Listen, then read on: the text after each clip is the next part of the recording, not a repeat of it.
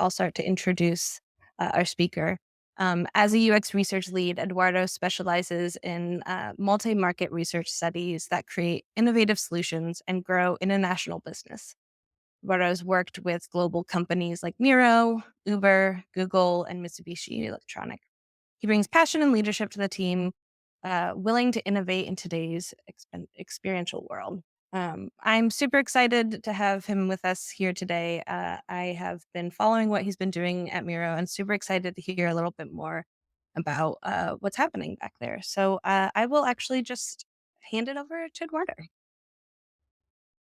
Thank you, and hello everyone. I'm calling in from Amsterdam, and so happy to be sharing this space.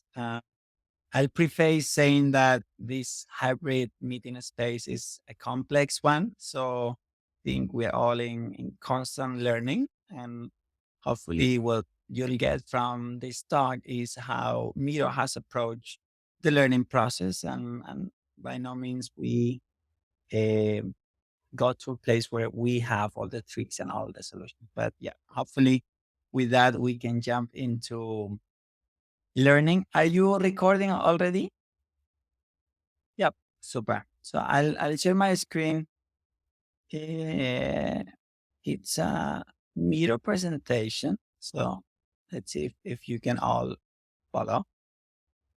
I'll present with a new way of presenting that we created, and let's see if it works well for everyone.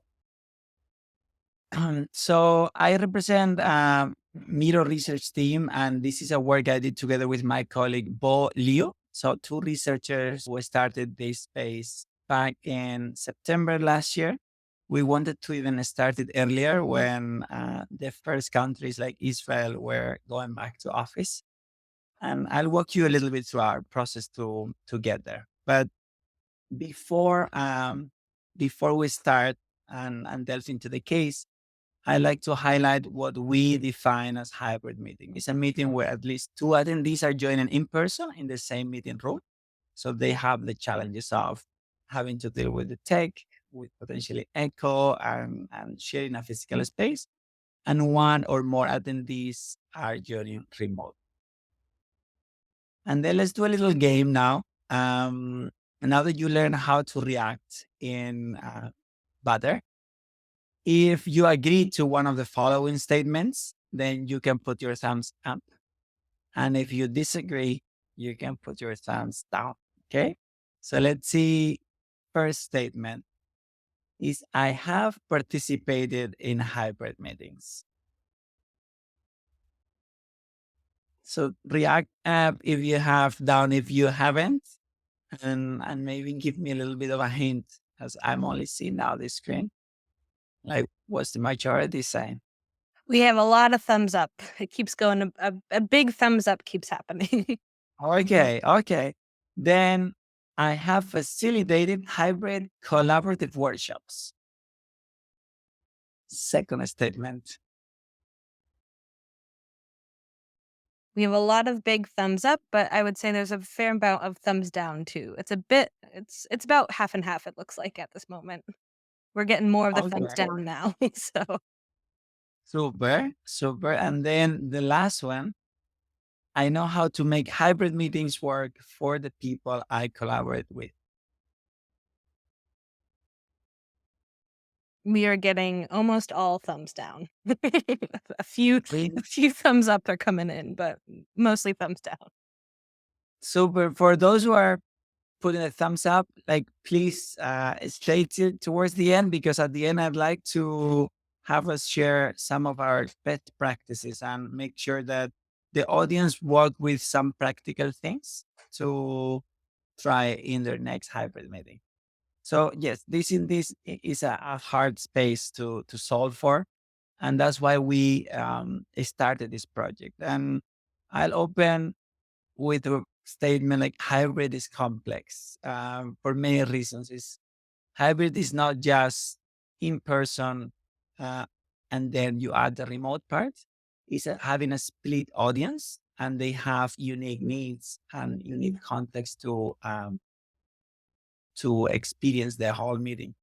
Also, hybrid is pushed by your audience. Often you cannot control by design how people will join. For example, on this occasion, there is nobody probably that is physically in the same meeting room, but in normal work meetings, that happens that two people suddenly join and from the same room or more than two, or one or two people cannot come to the office and they kind of force the meeting to become hybrid.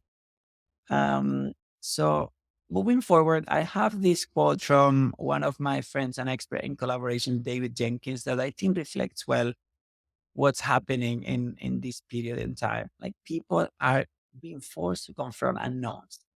So people here are people who participate in these hybrid meetings. They have to struggle with new technology. They have digital work fatigue and they experience poor relationships. So in a way, they may have their own preferences to join the meeting from either their home or the office, but they need to make sure that they connect, they bond, they understand and read the audience in a way that make them deal with a lot of unknowns. So they come from a position of not being comfortable and potentially willing to learn, but we need to make a big effort to accommodate for all of their different needs.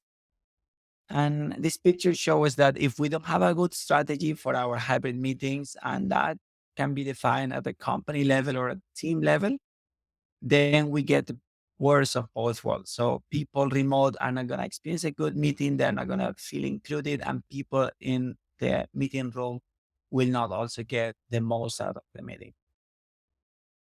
So there are a number of factors that affect, influence this. And I believe this hybrid space is a trend that will stay. This study from Microsoft shows that during the pandemic, we got our communication increase with people that we closely work with, but with everyone else, that communication decreased. So the loose ties were actually looser than ever before. We also saw an explosion of video meetings, and that led to the Zoom fatigue and the attitude of people not willing to engage from the get go on a virtual meeting. And then we saw that employee engagement went to a historic low. Some studies from Gallup talked about 21% of employees being engaged. And that's a really bad sign because we started to see a lot of people quietly leaving companies. And there are a number of reasons, not just a single cause. A lot of things to do with bureaucracy and the manager's culture, a lack of empathy of individual situations, but also the work being in silos and a lot of work being duplicated. So, yeah, a number of things affecting this employee engagement. And what's clear is that nobody wants to go back to the way we worked in 2019. People value their autonomy. A lot of companies are opening up their policies to give freedom to employees to decide where they work from and how do they join their meetings. So in essence, all of these factors led to the research team proactively identifying that there was an opportunity, that a lot of things were changing, and Miro needed to keep evolving and serving user needs to people who are starting to engage in their meetings in this hybrid fashion. So Miro, I guess many of you have been in design, you know what the tool does. Originally, it was defined as the online whiteboard for virtual collaboration. And in this point in time, in 2021, last year, we needed to reframe that as the whiteboarding tool for hybrid collaboration. And that has many, many implications. But the main tool that we wanted to learn about is how are the collaboration dynamics changing and how can Miro continue to support users' collaboration, even if the way they collaborate is shifted. And it was being reframed and kind of rewritten during that period. So we needed to pick up the signs to understand, okay, what parts of this will stay and how can we serve for those needs. So we did first an internal study, and we understood that there are people who have the reasons to work from home, like controlling their environment, reducing distractions, and not having to fight to find a booth to go to a meeting, versus others also working at Miro who were telling us, no, our reasons to come to the office is actually to connect with colleagues, to collaborating. And I like this quote that says that when you are in the same room, it helps you break down those walls in terms of vulnerability. So sharing really your mind and speaking your mind while in a meeting. So we set up to learn three main things. The first was what was the current status of hybrid meetings? How are they being done? Who decides that the meeting will be hybrid, or and how do the people prepare and experience that? The second one was what about the devices? What devices are people using to connect, and how is the environment and the tools affecting their experience? And third, we added this component. Okay, we know that we need to evolve the way that we are serving our users. Let's co-create with users, and even twisting it a little more is let's bring together Miro users with Miro executives. So we create a big case, a very deep user empathy on what the reality is. So with all of those in mind, we did a multi-phase research where we had four type of uh, methods that we used. The first one was a contextual observation. So that meant joining hybrid meetings from customers of us that were trusting us to serve their meeting dynamic and be part of their meeting. So I'm in this meeting here with one of the Dutch banks. I'm in this meeting room, and my colleague is online observing what remote participants are experiencing. And I'm here in the meeting room observing what's happening during the meeting. And we're taking photos and trying not to disrupt much the dynamic of the meeting.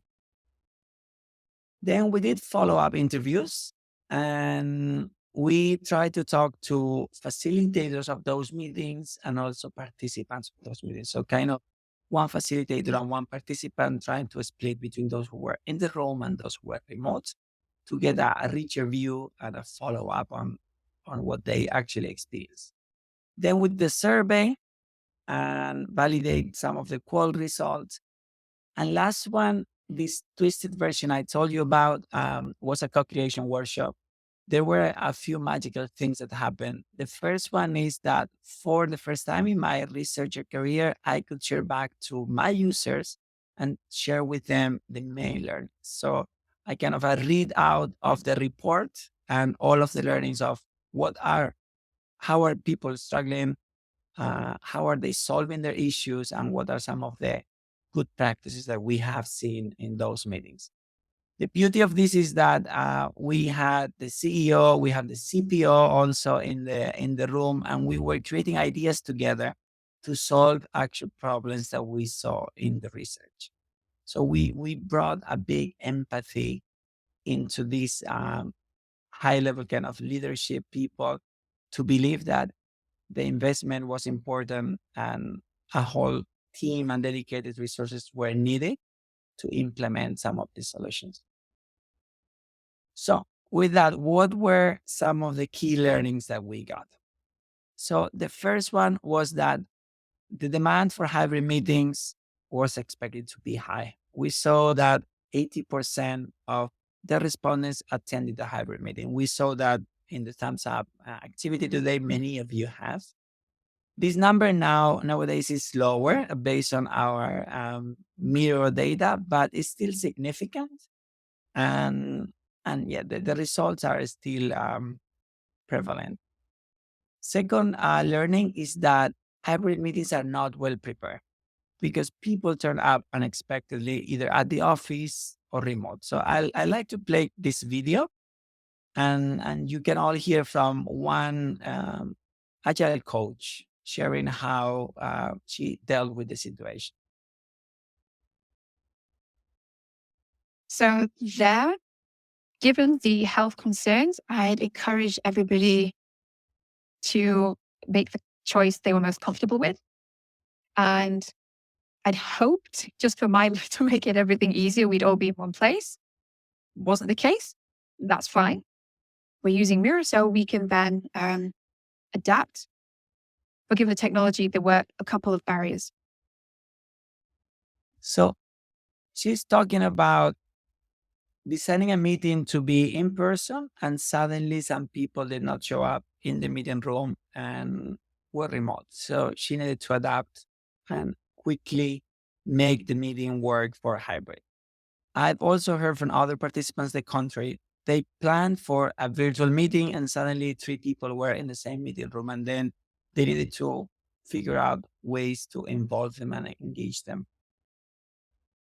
Another learning is that the hybrid setup is often the minimum common denominator. That sounds weird, but if I unpack this, is you try to serve one of the two audiences and optimize for that one, either the remote audience or the in-person audience.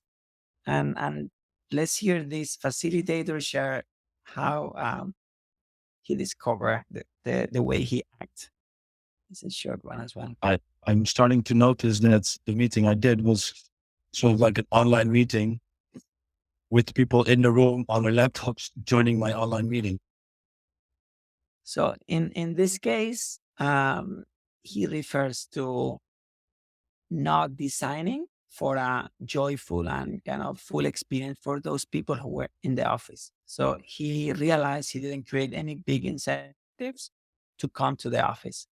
And the idea here is based on the legacy of doing remote meetings only during the pandemic. He was actually doing a remote meeting, people also sitting next to him. And an obvious one we expected is that a power imbalance exists. So face-to-face people often take control, they can read the room, they can interject when they believe it's important. And that comes at the expense of remote participants who are often feeling ignored and frustrated. So you have here some real quotes from the research. But what was surprising to us is that not only these remote participants feel ignored and frustrated, but that the people in the room were actually experiencing a second class experience. They felt they couldn't fully benefit from staying in the same room. They lacked eye contact, and some of them were having like very uncomfortable positions to have their laptops and kind of connect. So some of the quotes here reflect how coming to the room wasn't that useful for them. And then, based on all the learnings, we validated in a survey that the main challenges are connected to having this divided experience and the facilitator not being able to cater each audience in a unique way. So that was kind of the design challenge that we walk away with. And then together with different designers and product managers, we explore how can we make this a more unified and joint experience for all type of members. So this became kind of our guiding principle after the research. Facilitated an inclusive experience is the main user need that we needed to solve for. So the problem exists because people use different communication channels. That could be the chat, could be the audio in the video call, but it could be audio in person in the meeting room. And then it could be the digital tool they're using. Often it was Miro, but we also learned from people who were doing their hybrid meetings with other tools and then see how they interact on that digital space. There was not a unified way of signaling, hey, I have a comment, I have a question, how to interject. And also facilitators like good examples, good references of how to do it well. So from this, we started to act and we had different level of impact. So the first impact from this work was not actually something tangible that we changed, but it was more the attitude in the team. Suddenly, uh, an initiative that was started by myself and Bo, the research team, was changing the company strategy, and it was changing the way that we approach a problem space or an opportunity. And that gave us somehow wings to do it again and again and again. And at the moment, I'm also exploring some innovative opportunities that nobody asked me really to inform or research. But thanks to this win, or a small win or big win, we feel that we are given this privilege to jump into the unknown and explore how the company could benefit from solving this. Second, we informed the company product strategy. So that was a huge win, and one of the first research studies that goes that far in defining how the company is reorganizing and reorientating to cater to this major trend. We had good signs already before to jump into this. And after this study, we actually increased the dedicated resources to this hybrid space. We also share in a public blog what's our vision to serve the hybrid space. And there was a lot of buzz and work inside of the company to reinforce this. And I have this quote here from that blog from our CPO. Like, we can no longer think about whiteboards as physical objects in meeting rooms. We need to rewire ourselves and associate it with teams and projects. So all of these challenges from hybrid tell us that the digital surface, in this case, the whiteboard, is not only a place for us to uh, create content and collaborate, but it's a way for teams to get together, for projects to expand and become alive.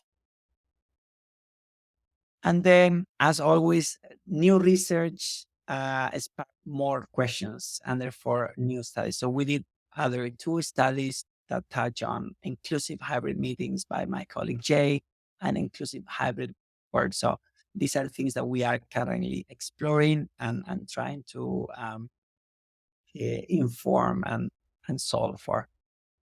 So, and the last part was the way that we work and the way that we work with our customers. And as I prefaced before starting the talk, we are in constant experimentation. And what we have built in Miro headquarters here in Amsterdam is a discovery center. So this is a space where we invite customers to come and interact with technologies in a different way. So we create different room setups. Some of them have sofas, some of them have iPads.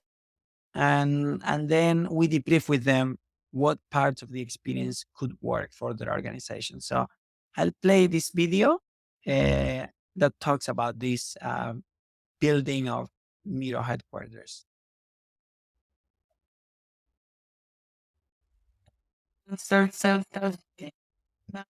At Miro, collaboration is at the heart of everything that we do, and it's something our engineers are very passionate about.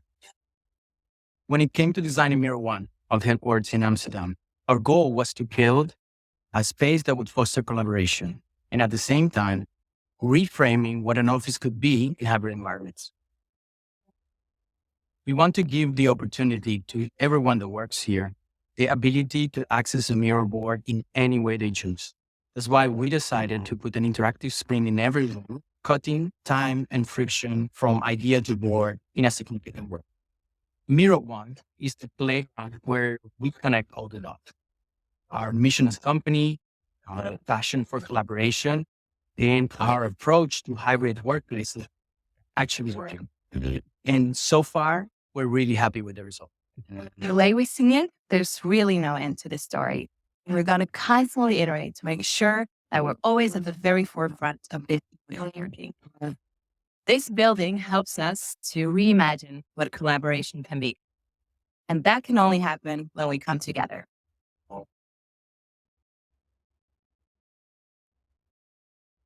Okay. So then my last slide, it's how we are living this experimentation mindset, both with internally in the company and whenever we discuss with customers. And we have 3 how might we questions that we are trying to constantly infuse our product with, and also infuse our ways of working with. So The first one is that energy in the room, like how might we make remote meetings more fun for people who are joining? In this case, those who come to the office, how can we make it fun for them and leverage that energy in the room and make it contagious for everyone else? The second one is inclusion. It's a big piece and it's about making it more inclusive for remote participants, make them feel heard and stimulate them to contribute and be very active in the meeting. And the third one is that connection. And connection could be related to that body language and the nonverbal cues. And a way also to create empathy and enough space for each other. So we are trying to use these as guiding principles, both for the new products we build and also ways that we work. And with that, I want to thank you and also thank all of the contributors to this presentation. Amazing. Thanks so much for sharing all of this with us. There's a lot of emojis going on if you can't see them on the screen right now. A lot of high fives, a lot of fires and thumbs up. So there you go. So we'll be taking the next 15 minutes, about 10, 15 minutes to go through some questions. We have a couple in the chat. If people still have some questions as well, you can either put them in the chat or you can use that reaction button and unmute yourself and ask the question. I don't need to ask it for you if you want to as well. So feel free. Let up a conversation. Yes, happy to do that. Yeah, Jeff. Jeff, do you have a question or are you just showing us how to use the queue? You're just showing us. Okay. So it was one of the questions that we got in the chat was kind of around the idea. I think it came up when you were talking about working the beginning of the co-creation that you were having with your users and bringing them in. And one of the questions probably people get a lot is about recruitment or some sort of like research. And so I believe this is from Josh. He says, "How did you get access to those observations? There's a lot of hurdles to overcome with recruitment." So he can, Josh, if you want to come up and reframe that, if I'm not getting it right, but maybe you can start to kind of tell us about how that process was for you as well. Yeah, so it's really hard, and it was the reason why our original plan couldn't be met in terms of timeline. So we decided to recruit 6 companies, and from those 6 companies, observe the meeting first, and then do 2 follow-up interviews. So at the end, we managed to recruit 3 companies and start with those 3, and later in a second phase, another 3. We relied on our personal network. I believe, Hannah, I probably asked you. Yeah, I was going to say, I remember this actually happening. We were chatting about it. We just didn't have a good hybrid event for you to come and observe. Exactly.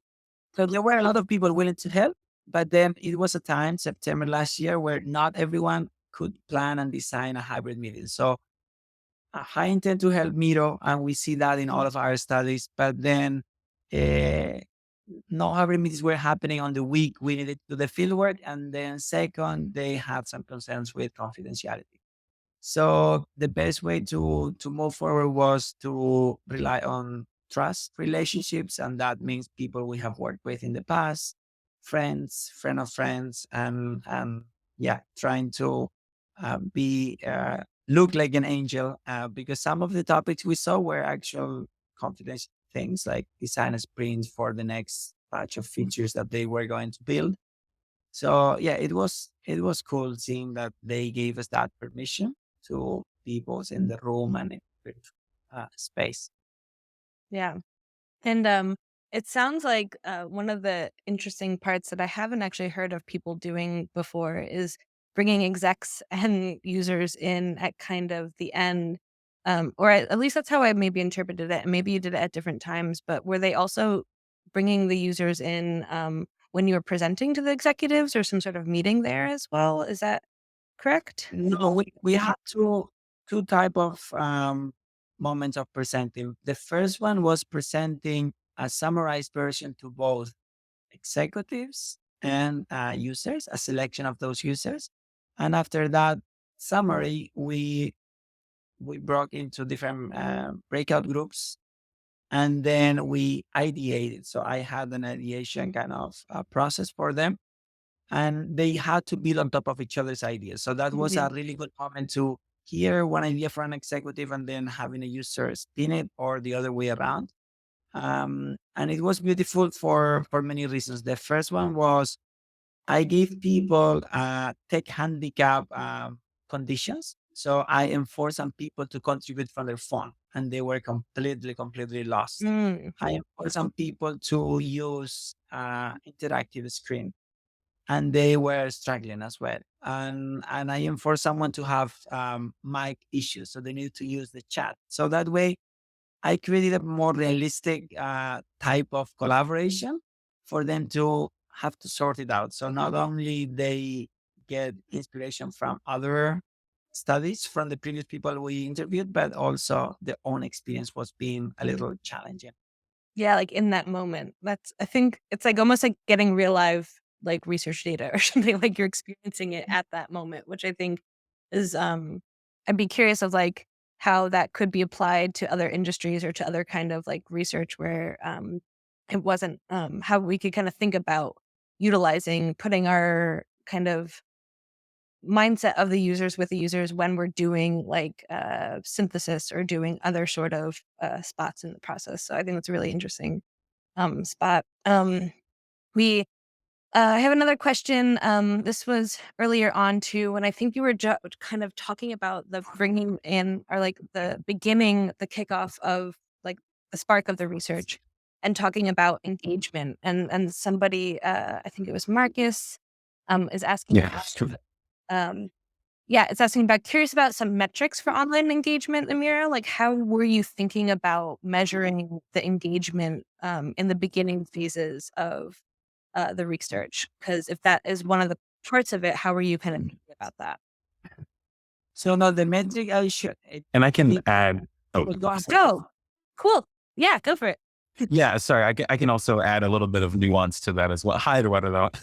No, I was because it's such it's a term that's used so much in like when we think of like online engagement, and it's especially when you're thinking about like, well, how do you measure like an engaged meeting, or like is a large meeting versus a small meeting? Like, are there certain nuances on what engagement looks like? And so I was just kind of curious to know like what are some of kind of Miro's approaches to measuring that, or thinking about that, or tackling that just that kind of that topic.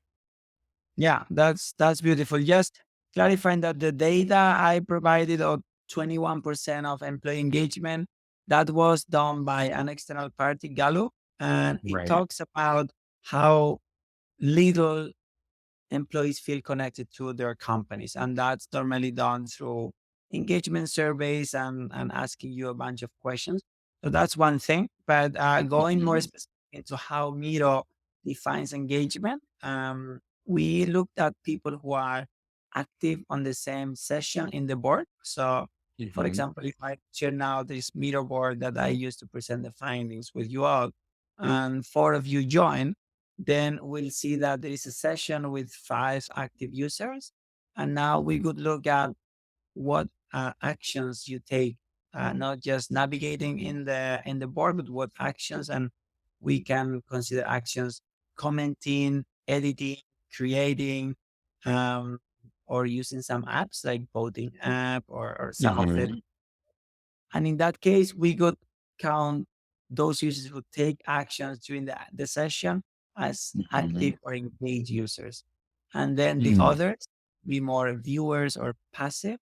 And Okay. for our APIs, we don't even count them. They're just there kind of ghost. Then we want them to be engaged. If they're not engaging, then in our view, they're not getting all the value they could.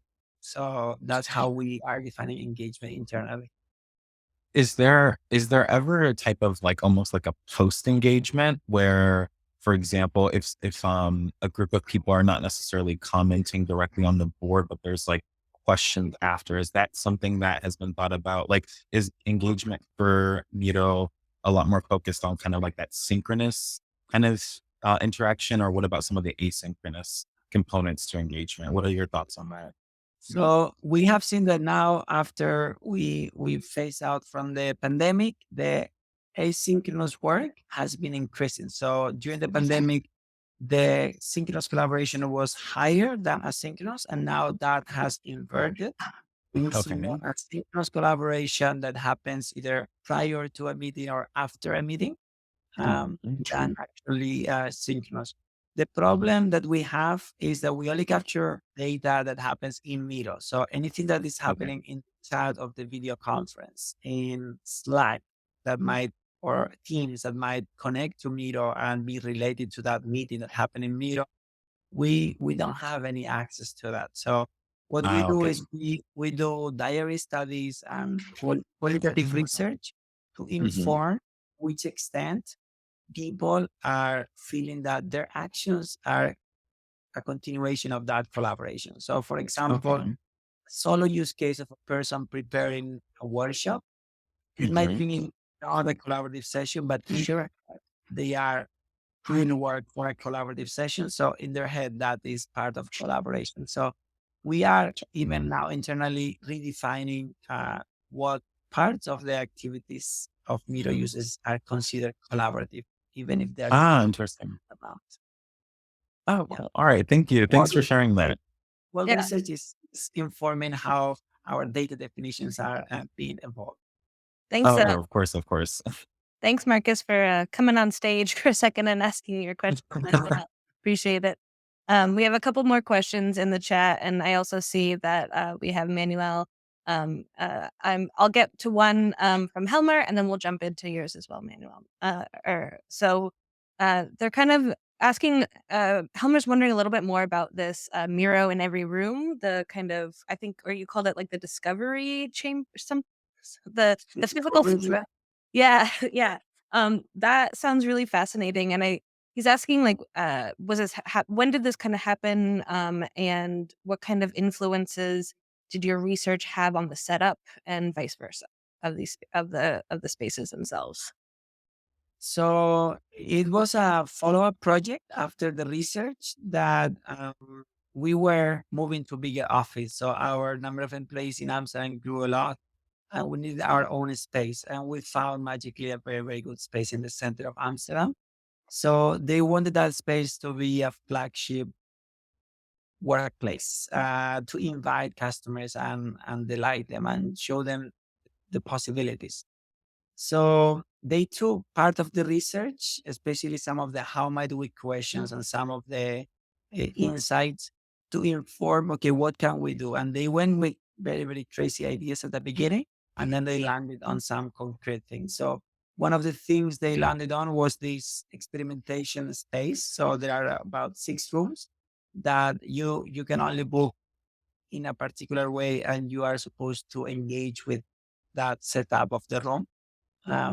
And we brought up like different type of tech devices that, for example, divide the video into small parts. So everybody in the room is captured in video, and when they speak, they become bigger and the sound is better. So yeah, a bunch of things that was inspired by this, but then kind of taking farther into space design and yeah, IT kind of composition of the space.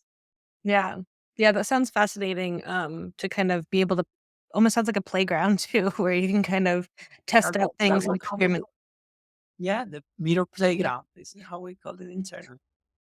Nice. We have a question from Manuel. There's one in the chat, but he also has he kind of queued up. So if you want to unmute yourself and ask the question yourself, feel free to, or I can ask it. So, okay. Yeah, well, I didn't actually mention that, but hey, why not?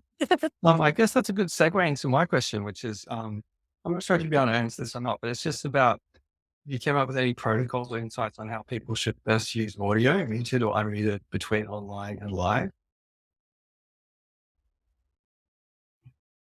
It's a hard one. I personally didn't, and then someone from Miro created this manual or best practices or playbook for hybrid. I can link it here now in the chat.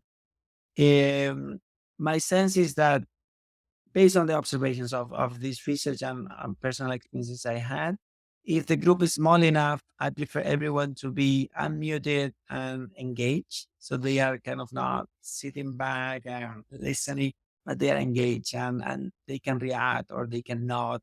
And you know. But then in the room, there is a lot of kind of sound issues, and then normally that disturbs everyone else's from using and contributing and following. So echo is an issue, and then if they all have their own devices, there is echo. If they use the central microphone, but they are far away from that, we cannot hear them. So we saw a few tech pieces that solve for this, where everybody can be unmute, but the software detects who is speaking and automatically mutes the rest. And we are experimenting with that solution. Um, it's a video conferencing, and let me put it in the chat here. Around, look, cool. Great. Thanks, Eduardo. I know it's a bit of a technical question, so I do apologize, but it's interesting nonetheless. Like I've had so many times when I've just been in the cafe and it's kind of ruined the whole meeting by leaving the mic open and stuff, you know? And in theory, I could answer with a yes or no, let's all unmute or all mute. But it depends really on the setup, on how big the room is. Great. Thanks for your answer. Yeah. Thanks for asking your question unmuted. It will help too. Yeah, I think also one thing that was surprising for me about the presentation, or maybe not surprising, but inspiring, is seeing that the research that you did actually had impact on the product strategy and a kind of larger impact in the company. And maybe it sounded like gave you a little bit of freedom to discover things that you didn't know were possible to discover, let's say.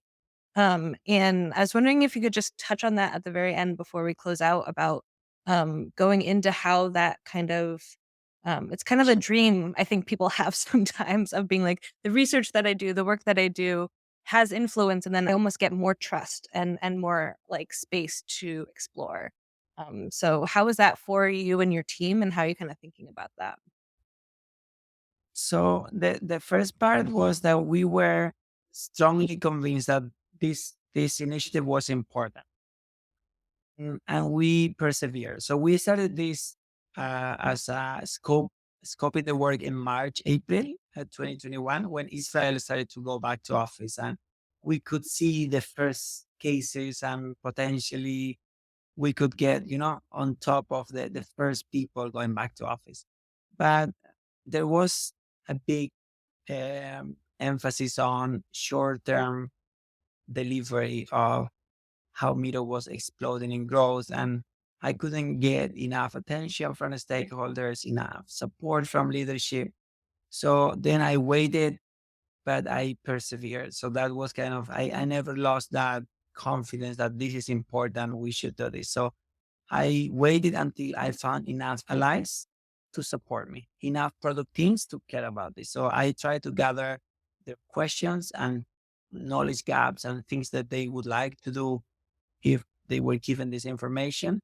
And then gathering that support was essential to later convince leadership and make them part of the process. I think that was genius, and not everyone can afford that, but I tried it in a drinking event, and I got the CEO and I told him, hey, by the way, in 2 weeks, I need you to join this co-creation, and that's going to help me get everyone else on board. And he said, yes, come in. So we were cheering with the beer. It was perfect, but I was really confident that that was important. So I think that self-confidence is what made it happen at the end. And then finding the allies and being patient, find the right moment. Yeah. Well, thank you so much for sharing all of this with us today. It was really exciting to hear about your process and also what you found, and seeing how you presented the research that you found to us today was really wonderful. So thanks for joining us.